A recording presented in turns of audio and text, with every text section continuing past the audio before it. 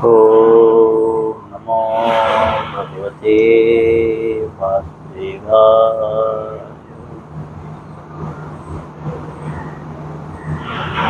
ॐ नमो भगवते वासुदेवाय।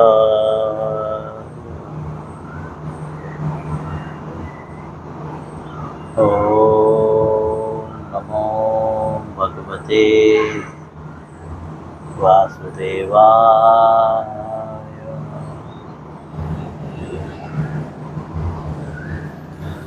भगवत गीता अध्याय 6 श्लोक 16।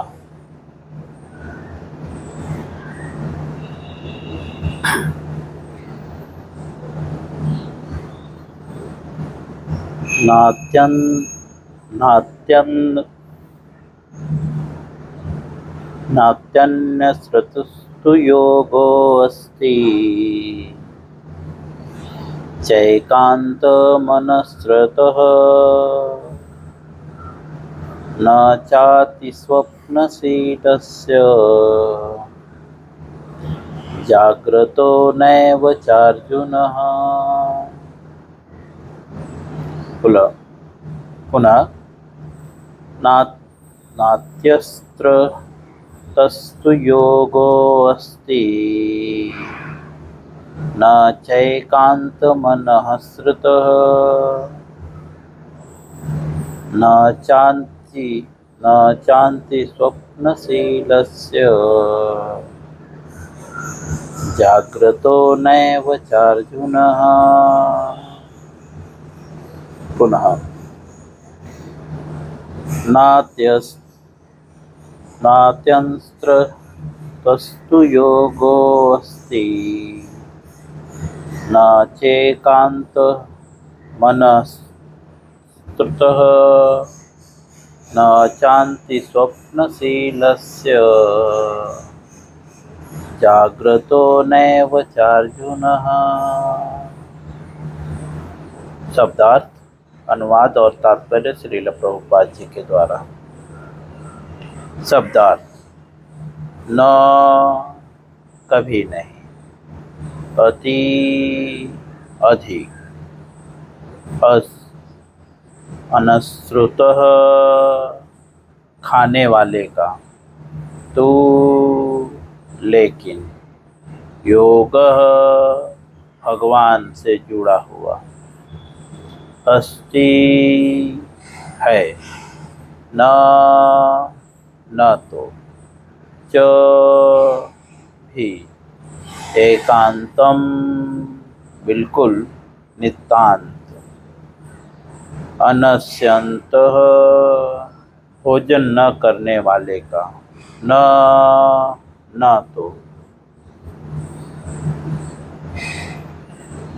च भी, अति अत्यधिक, स्वप्नशीलस्य सोने वाले का, जाग्रतः अथवा रात्र भर जागते रहने वाले का, न नहीं, एव ही, च तथा, अर्जुन हे अर्जुन।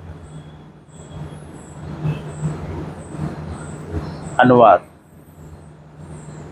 हे अर्जुन, जो अधिक खाता है या जो बहुत कम खाता है, जो अधिक सोता है अथवा जो पर्याप्त नहीं सोता, उसके लिए योगी बनने का कोई संभावना नहीं है। जैसा कि हम पिछले श्लोकों में पढ़ चुके हैं,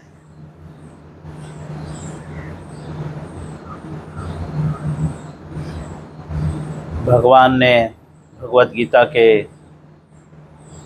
4थे अध्याय में बताया है, जन्म कर्म च मे दिव्यम मेव यो वेत्ति तत्वतः त्यक्त्वा देहं पुनर्जन्मम नेति मामेति सो अर्जुन। हे अर्जुन, जो मेरे जन्म कर्म को जान लेता है वह पुनः जो है इस संसार में नहीं आता, सही संसार को छोड़ने के बाद।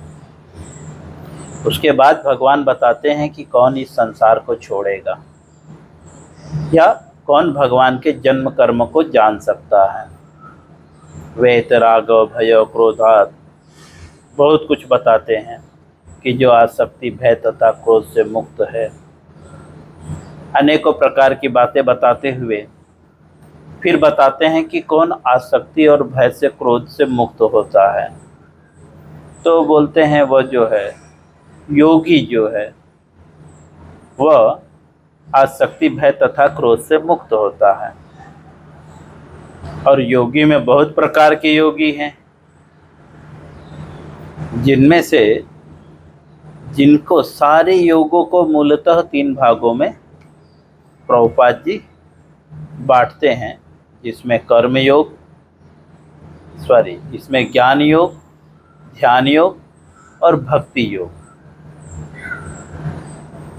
भगवान 6वें अध्याय में बताते हैं कि भक्ति योग जो है वह ज़्यादा श्रेष्ठ है, क्योंकि भक्ति योग में जो है कर्मों को त्यागना नहीं पड़ता, प्रत्येक कर्मों को कृष्ण भावनामृत में लगाना पड़ता है। यह भक्ति योग है, इसीलिए यह ज़्यादा श्रेष्ठ है, सर्वश्रेष्ठ है। अब पिछले श्लोक में जो है स्पष्टीकरण करते हैं कि योग अभ्यास कैसे करना चाहिए। ठीक, योगी को जो योग अभ्यास करता है उसे योगी बोलते हैं। जैसे जो भक्ति करता है उसे भक्त बोलते हैं, जो प्रेम करता है उसे प्रेमी बोलते हैं, जो काम करता है उसे कामी बोलते हैं, है ना। उसी प्रकार से जो योग करता है उसे योगी कहते हैं। तो पिछले श्लोक में जो है योग की प्रक्रिया बताई गई कि कैसे योग करना चाहिए, अर्थात क्योंकि योग का उद्देश्य क्या है, भगवत धाम को प्राप्त करना, है ना। इंद्रिय विषयों से मुक्त होना है, इंद्रिय निग्रह और ज्ञान।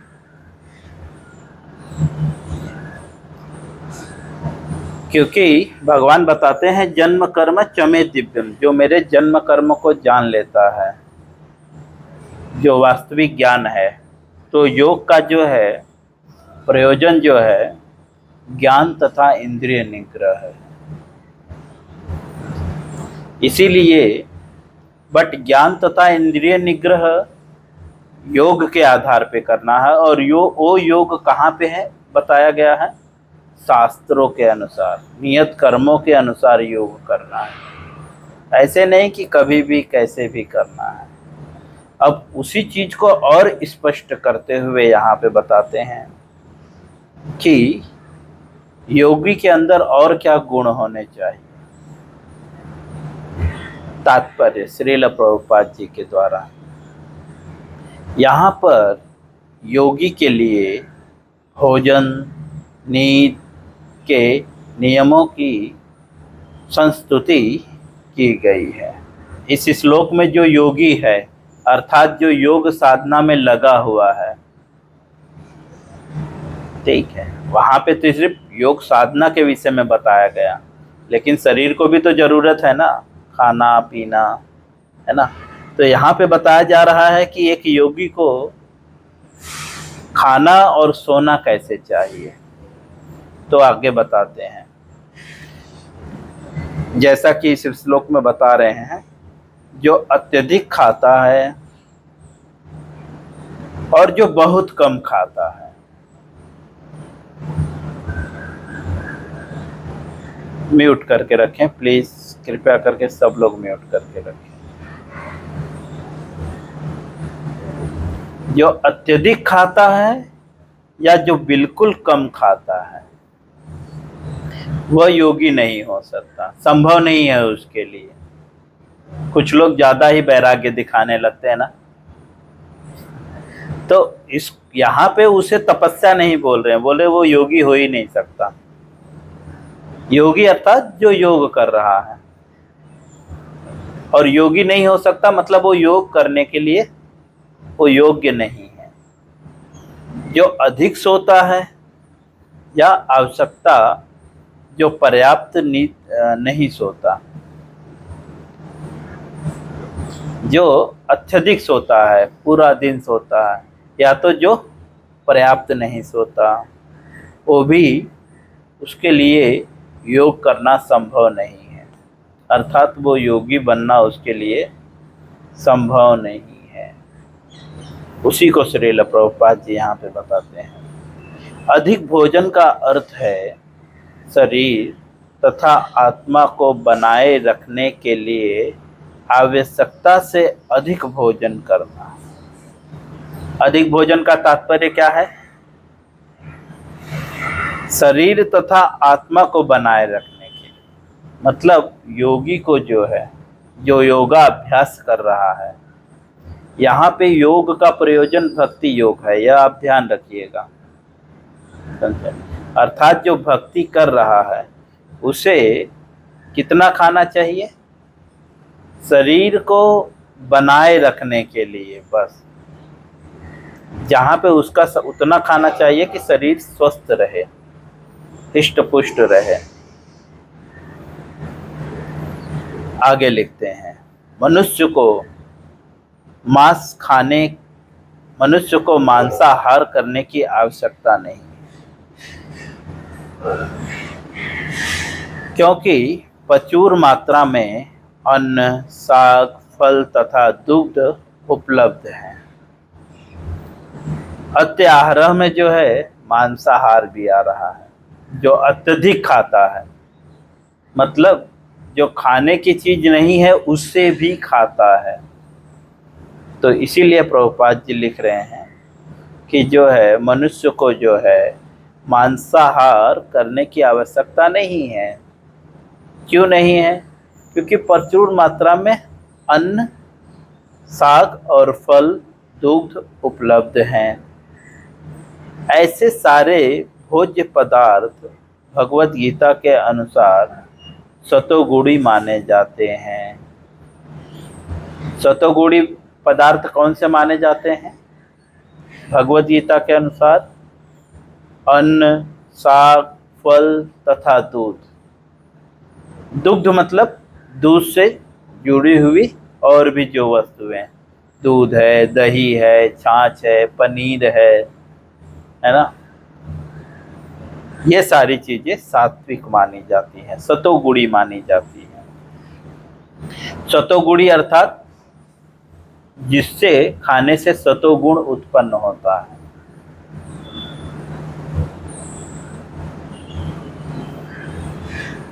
मांसाहार तो तमोगुणों के लिए है। मांसाहार जो है वो तमोगुणियों के लिए है। अतः जो लोग मांसाहार करते हैं, मद्यपान करते हैं, धूम्रपान करते हैं और कृष्ण को भोग लगाए बिना भोजन करते हैं, वे पाप कर्मों का भोग करेंगे। प्रभुपाद जी बता रहे हैं कि जो लोग मांसाहार करते हैं,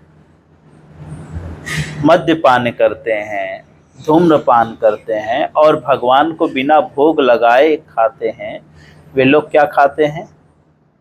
पाप भोग करेंगे।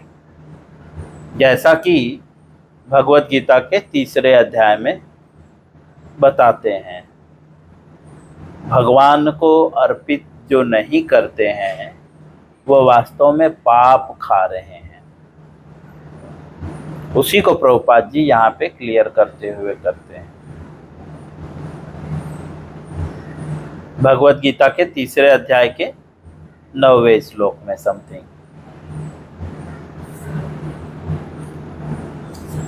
कौन से श्लोक में? 3 अध्याय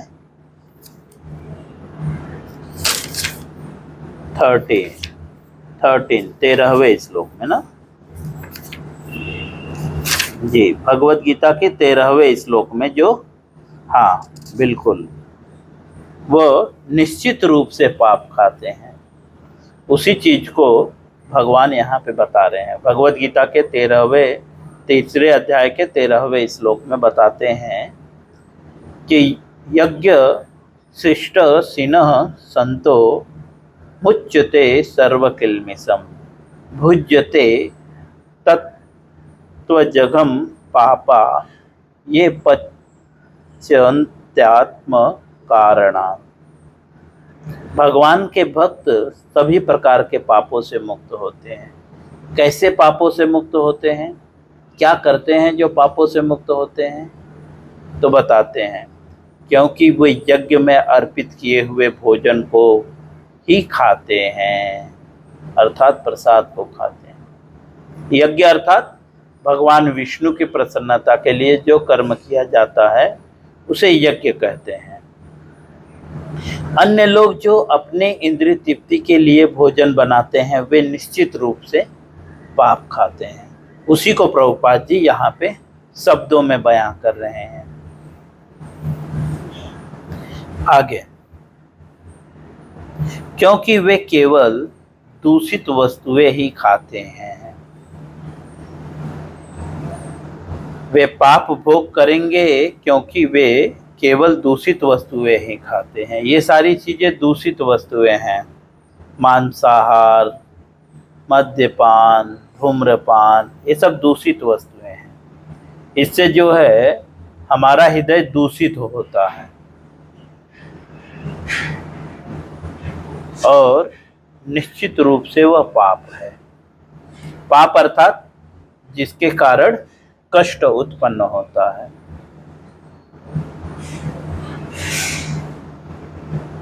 पाप ही समस्त कष्टों का मूल कारण है। बुखार होना, सर्दी, खांसी, प्रत्येक चीजें पाप के कारण है। पाप बीज है। जैसे चावल के बीज को क्या कहते हैं, धान, है ना। चावल के बीज को धान कहते हैं, चावल नहीं कहते हैं। उसी तरह से हमारे कष्टों के जो बीज है उसे पाप कहते हैं। किसी को कष्ट होता है तो बोलते हैं ना, अपने ही पापों का कर्म तो भुगत रहे हो। और या कभी हमें कष्ट होता है तो बोलते हैं ना, ऐसे कौन पाप किए हैं जिसके कारण जो है मुझे यह कष्ट भुगतना पड़ रहा है। किस जन्म का पाप है जो आप मुझे मिल गए।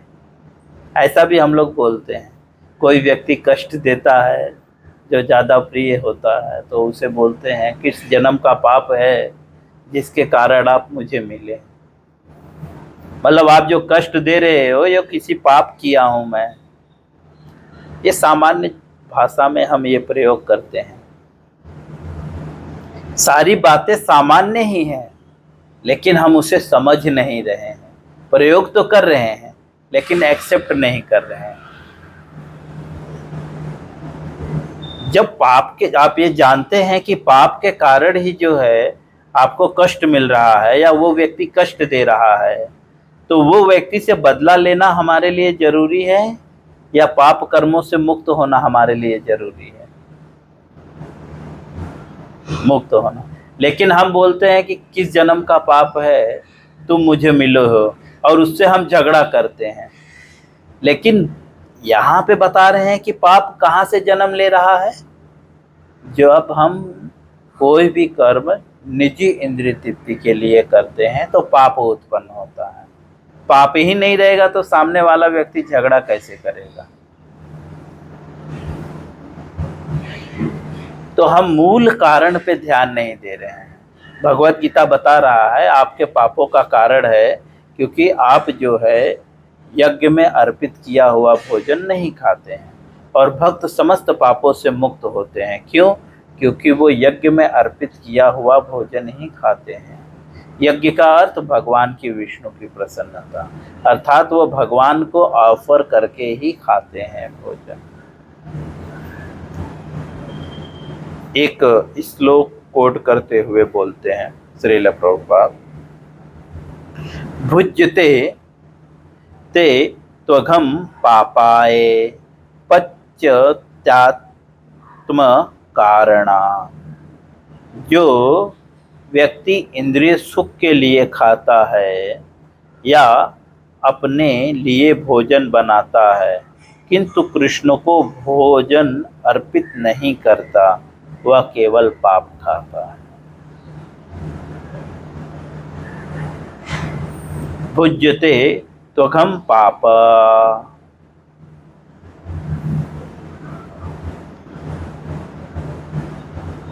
या अपने लिए भोजन बनाता है किंतु कृष्ण को भोजन अर्पित नहीं करता, वह निश्चित रूप से जो है पाप खाता है, केवल पाप खाता है। यहाँ पे बता रहे हैं कि कुछ अच्छा नहीं खा रहा है, वो पाप खा रहा है।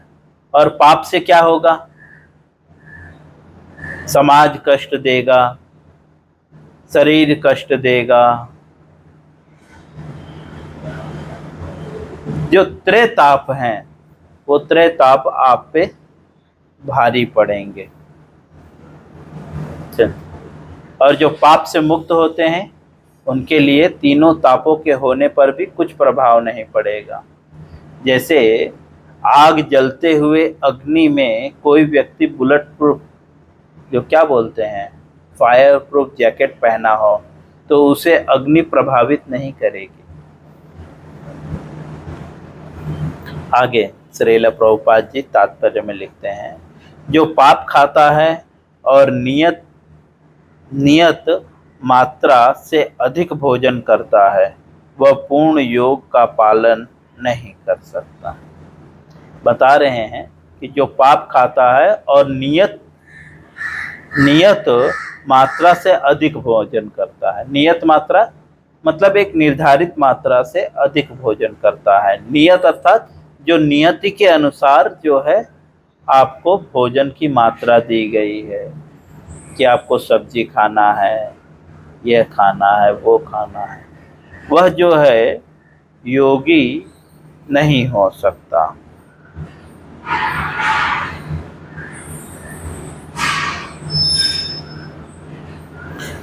हाँ, वह पूर्णतः योग पालन नहीं कर सकता। बता रहे हैं कि वो योग पालन कर ही नहीं सकता। जैसे आजकल लोग योग पालन कर रहे हैं लेकिन उसका बेनिफिट मिल ही नहीं रहा है, क्योंकि वो पूर्णतः से योग पालन कर ही नहीं पाएंगे, पॉसिबल ही नहीं है। क्यों?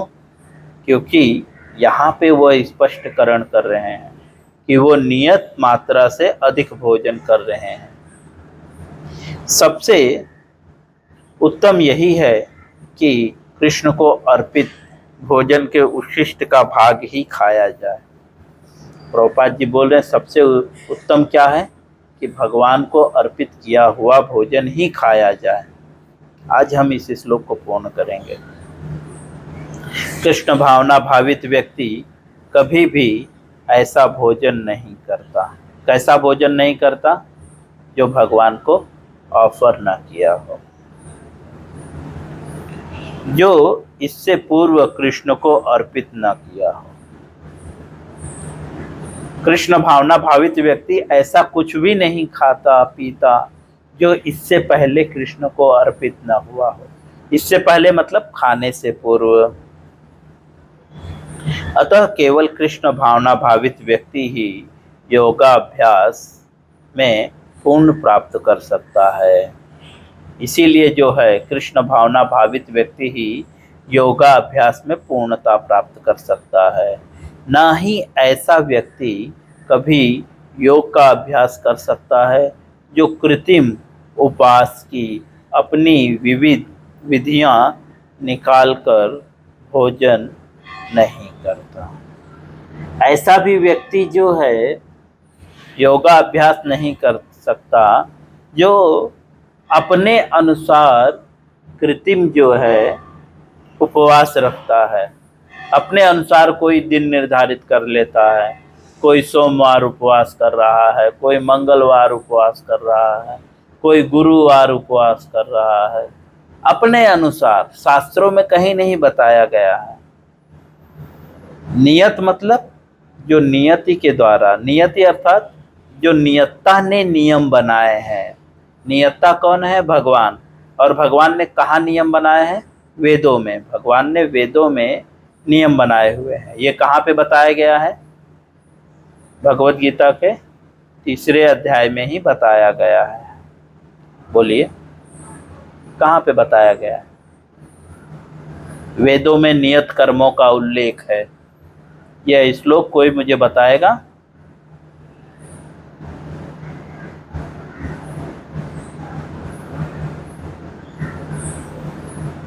समथिंग 34।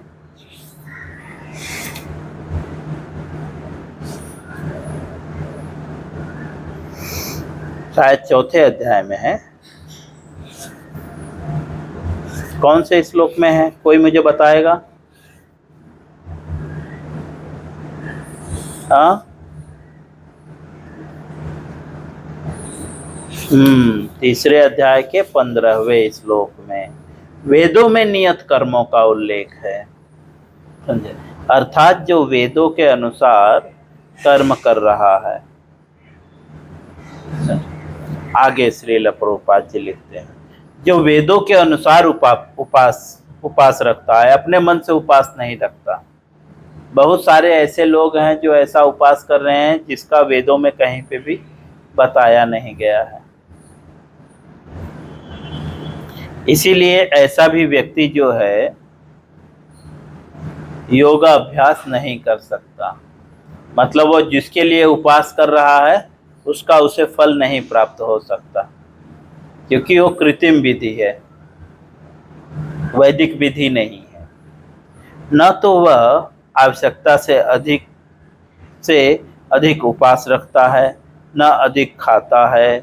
इस प्रकार वह योगाभ्यास करने के लिए पूर्णतः योग्य है।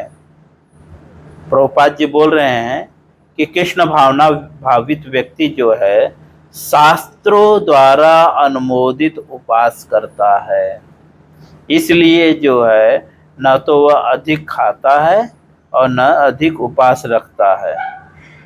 ज़्यादा वो उपास नहीं रखता और ज़्यादा खाता भी नहीं है। इसलिए जो है वो पूर्णतः जो है योगा अभ्यास करने के योग्य है। जो आवश्यकता से अधिक खाता है वह सोता है। वह सोते समय अनेक सपने देखेगा, अतः आवश्यकता से अधिक सोएगा। मनुष्य को प्रतिदिन थोड़ा गड़बड़ हो गया। जो आवश्यकता से अधिक खाता है वह सोते समय अनेक सपने देखेगा, अतः आवश्यकता से अधिक सोएगा। जो आवश्यकता से अधिक सोता है जो है वो अनेकों प्रकार के सपने देखता है। अतः जो है आवश्यकता से अधिक नहीं सोना चाहिए। प्रभुपाद जी लिखते हैं मनुष्य को प्रतिदिन 6 घंटे से अधिक नहीं सोना चाहिए।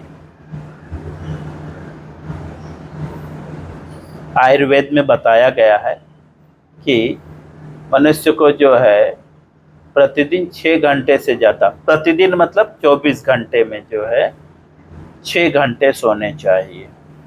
जो व्यक्ति 24 घंटे में से 6 घंटे से अधिक सोता है वह अवश्य ही तमोगुणी है। ऐसा व्यक्ति जो है कौन है? तमोगुणी। तमोगुणी व्यक्ति आलसी होता है। तमोगुणी व्यक्ति क्या होता है? आलसी होता है और अधिक सोता है। ऐसा व्यक्ति योग नहीं साध सकता। वह ऐसा व्यक्ति जो है अधिक सोता है, इसलिए ऐसा व्यक्ति जो है योग साध नहीं सकता, मतलब वो भक्ति नहीं कर सकता। अभी तो सिद्धि अलग बात है, योग में सिद्धि अलग बात है। योग ही नहीं कर सकता तो सिद्धि की प्राप्ति क्या करेगा?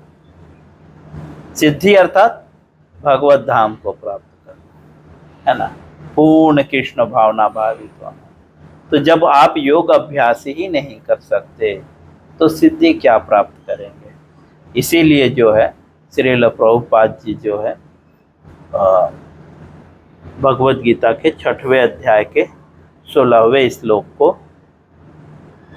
श्लोक का तात्पर्य पूर्ण करते हैं। और जो भगवान इस श्लोक में बता रहे हैं कि जो अत्यधिक खाता है और बहुत कम खाता है, बहुत कम भी नहीं खाना चाहिए, और जो अत्यधिक सोता है और बहुत कम सोता है, ऐसा व्यक्ति जो है उसके लिए योग करना संभव नहीं है। और प्रभुपाद जी इसका जो है विस्तार से वर्णन करते हुए हमें समझाते हैं। और अंततः इस प्रकार जो है श्रील प्रभुपाद जी के द्वारा भगवत गीता के 6वें अध्याय के 16वें श्लोक का तात्पर्य पूर्ण हुआ। हरे कृष्णा।